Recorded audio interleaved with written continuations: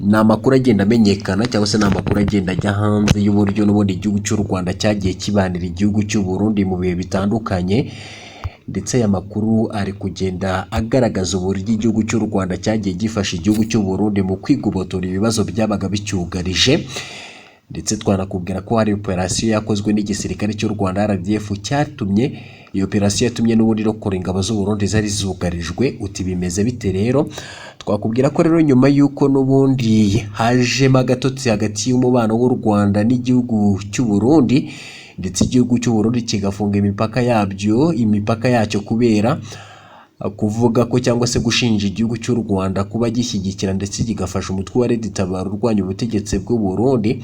Kuri ubu hari amakuru agenda amenyekana yuko hari ibikorwa igihugu cy'u Rwanda cyagiye gikorera igihugu cy'u Burundi, harimo no kwigobotora ibibazo byabaga birembeje cyangwa se byugarije igihugu cy'u Burundi. Harimo rero n'ubundi na operasiyo yakozwe n'igisirikare cy'u Rwanda RDF. Ni operasiyo yatumye ingabo z'u Burundi zirokoka nyamara zari zisumirijwe cyangwa se zari zugarijwe. Uti bimeze bite rero?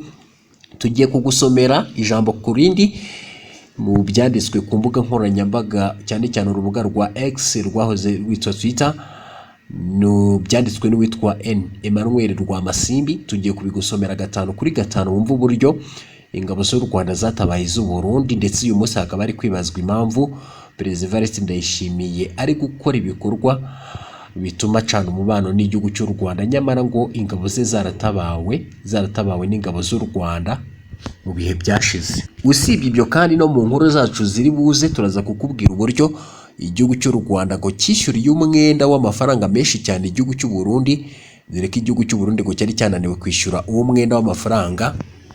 Ariko iyi nkuru yo turaza kuyikugezaho mu makuru yacu n'ubundi aza cyangwa se ari imbere. Reka dutangire kuri iyi nkuru ivuga ko Special Force Operation ya RDF yarokoye ingabo z'u Burundi.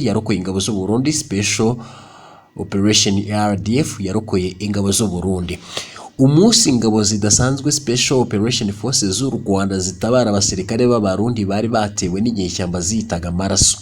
Turagenda dusoma ijambo ku rindi.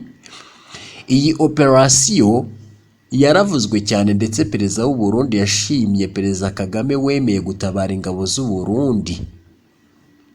Iyo mbona nyakubahwa perezida w'u Burundi yifata agashinja u Rwanda gufasha guha intwaro n'imyitozo inyeshyamba za Red Tabara ngo zitere ndetse zinice inzirakarengane mu Burundi, nibaza niba yibagirwa vuba. Aya ni amagambo rero ya Rwamasimbi yanditse ku rubuga rwa X. Yarakomeje ati, nk'umuntu ukurikiranira hafi amakuru y'aka karere, byatumye nsubiza amaso inyuma kugira ngo mbasangize inkuru zitwibutsa ko aba bavandimwe twababaniye. Reba mbahe inkuru rero yindi. Reka mbahe rero inkuru yindi y'ukuntu RDF yatabaye abasirikare b'Abarundi bari barembejwe. Perezida wa Repubulika ya Centrafrica nyakubahwa Twadera muri 2020 inyeshyamba zari zimumereye nabi, ndetse umujyi wa Bangui wenda gufatwa. Abasirikare b'umuryango w'abibumbye bari muri Centrafrica ntacyo bakoraga kidasanzwe mu gukumira ibitero by'imitwe y'inyeshyamba zari zishyigikiwe aho zari perezida wa Repubulika ya Centrafrica bwana François Bozize. Mu basirikare ba MINUSCA rero harimo Abarundi, Abanyarwanda n'abandi benshi. Abanyarwanda bari muri MINUSCA batangaga amakuru y'uko nta gikozwe Perezida Twadera yazagorwa no gutegura amatora yagombaga kuba, utaretse inyeshyamba zari hafi kwinjira mu mujyi rwagati, dore ko izi nyeshyamba zarasaga abasirikare ba RDF ariko bakirwana gusa ntibabakurikirane kubera amategeko agenga abasirikare bari muri UN. Perezida rero Twadera yasabye His Excellency Kagame umusaza ngo amufashe guhangana n'izi nyeshyamba no gutuma amatora agenda neza, maze tariki ya 20 y'ukwezi kwa 12 2020 Perezida Kagame yohereza abasirikare b'umutwe udasanzwe mu ngabo z'u Rwanda Special Force bahita bajya n'ubundi Bangui vuba na bwangu gukumira izi nyeshyamba. Ingabo za Special Force zigezeyo zahanganye n'inyeshyamba ndetse bazisubiza inyuma. Uyu rero Emmanuel Rwamasimbi yakomeje yandika ati abarundi rero batabawe n'izi ngabo nagombaga kubanza kubasobanura uko Special Force ya RDF yagezeyo. Ingabo z'abarundi ziri muri MINUSCA rero zatewe n'inyeshyamba. Ni igitero cyari kibabaje ndetse cyanaguyemo abasirikare b'abarundi. Uti byagenze gute? Kuwa 26 z'ukwezi kwa 12 2021 nibwo ingabo z'abarundi zagabwagaho igitero gikomeye aho bari muri Dekoa muri Centrafrique. Muri iyo minsi ingabo z'u Rwanda zari ahantu bita Sibu ziri kuvayo zerekeza mu gice cy'amajyaruguru ya Centrafrique, nibwo bumvise urusaku rw'imbunda.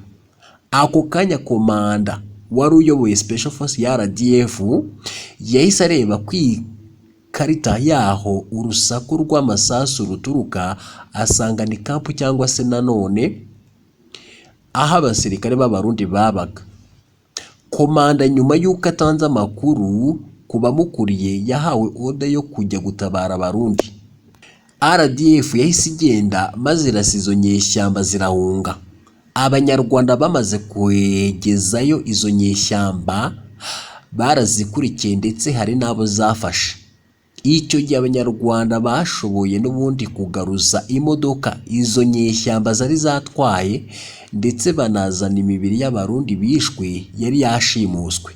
Muri icyo gitero inyeshyamba zishe abasirikare 3 b'abarundi, 2 barakomereka. Nyuma yo kwirukana izo nyeshyamba aho muri Dekoa ahari abarundi, ingabo zidasanzwe z'u Rwanda zaherekeje abarundi bari mu miryango cyangwa se bari mu muryango w'abibumbye basubira mu birindiro byabo muri Dekoa. Maze RDF ikomeza n'ubundi urugendo rugana mu majyaruguru inyuze mu duce twa Batangafo na Bandoro ho mu ntara ya Nana Grebizi. Nyuma baje gushinga ibirindiro muri Batangafo bigamije kuburizamo ikindi gikorwa cyose cy'inyeshyamba muri ako karere. Abasirikare b'Abanyarwanda bemeye bajya mu mirwano yari gutuma n'ubundi bicwa, ariko barabikora batabara abarundi bari mu byago. Uyu rero n'ubundi yasoje yandika ko Abanyarwanda n'abarundi ari abavandimwe. Twakubwira ko rero n'ubundi ari amakuru akomeza kujya hanze nyuma y'uko agatotsi kazamutse cyangwa se umubano mubi wongeye kututumba hagati y'igihugu cy'u Rwanda n'igihugu cy'u Burundi, kubera ko Burundi bushinja igihugu cy'u Rwanda kuba gishyigikira ndetse kigafasha umutwe wa Dutabara, n'umutwe urwanya ubutegetsi bw'u Rwanda ndetse n'umutwe urwanya ubutegetsi bw'u Burundi mu mbabarire. Ndetse uyu mutwe bivugwa ko nyine cyangwa se bikavugwa ko ukorera muri Kivu y'Amajyepfo muri Repubulika Iharanira Demokarasi ya Kongo. Ndetse twakubwira ko igihugu cy'u Burundi kuri ubu cyamaze gufunga imipaka yakigihuza n'igihugu cy'u Rwanda, ndetse Abanyarwanda baba mu gihugu cy'u Burundi batangiye kwirukanwa bavanwa muri icyo gihugu cy'u Burundi, ndetse binavugwa ko bamwe bagiye banafungwa. Twakubwira ko rero n'ubundi igihugu cy'u Burundi kuri ubu gicanye umubano n'igihugu cy'u Rwanda, mu gihe umubano wari wongeye kuba mwiza hagati y'ibihugu byombi, dore ko wari warazambye guhera muri 2015 ubwo hari abashatse guhirika ubutegetsi bwa Pierre Nkurunziza ariko ntibabigeraho. Bamwe muri bo rero n'ubundi bahise bahungira mu gihugu cy'u Rwanda, ndetse igihugu cy'u Burundi gisaba abo bahungiye mu gihugu cy'u Rwanda, ariko igihugu cy'u Rwanda kirababima kubera ko ngo uko Burundi bwashakaga abo bahungiye mu gihugu cy'u Rwanda bitari bikurikije amategeko, byanatumye rero u Rwanda rutabaha abo n'ubundi bari bahungiye mu gihugu cy'u Rwanda kubera ko amategeko atakurikijwe, n'amategeko mpuzamahanga rero agenga impunzi. Kuri ubu rero byatumye rero n'ubundi umubano w'ibihugu byombi uzamba, ndetse imipaka igihugu cy'u Burundi kirayifunga. Ni imipaka ihuza igihugu cy'u Rwanda n'igihugu cy'u Burundi, ariko nanone yongeye gufungurwa muri 2022, ndetse ubwo hari nyuma y'imyaka 7 iyo mipaka ifunzwe.